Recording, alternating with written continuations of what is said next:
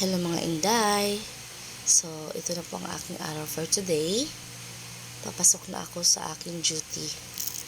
So, marami na namang dala ang inday nyo na mga paninda. So, kung gusto nyo bumili ng pagkain, andito lang po ako. Charles. Pagdating ko sa clinic, ito ang aking naaabutan.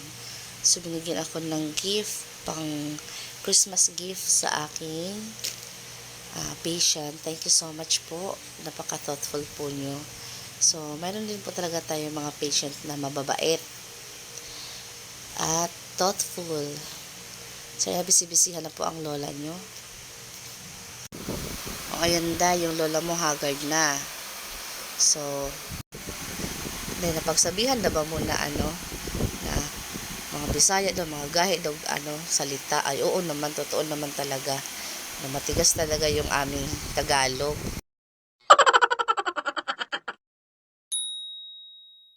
Sa 60 namin na patient, isa lang talaga yung nagsabi na natakot daw siya kasi matigas daw ako magsalita. Diyos ko Lord. So ngayon, nag-explain lang naman ako sa kanya na mahaba talaga ang pila namin. Kung gusto niyang mag-intay, willing to wait ba siya? Yan, continue pa ako pagka-busy-busy niyan, day, kasi ako lang mag-isa niyan, day. Oy, pagod na ang lola nyo. Yan.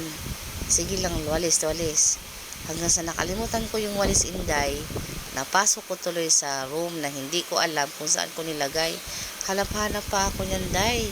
Ayan, wala na akong walis. Nanghiram na lang ako sa aming kapitbahay. Ay, napakakingkoy talaga ng araw na yan, inday, oy. So, hanap-hanap talaga, ilikot-ikot talaga ako. So, yun pala, nasa loob lang pala ng room namin, Diyos ko, Lord. O, ayan, shout out sa 403 na room. Thank you po sa walis, ha. So, di talaga lahat ng tao ma-appreciate ka.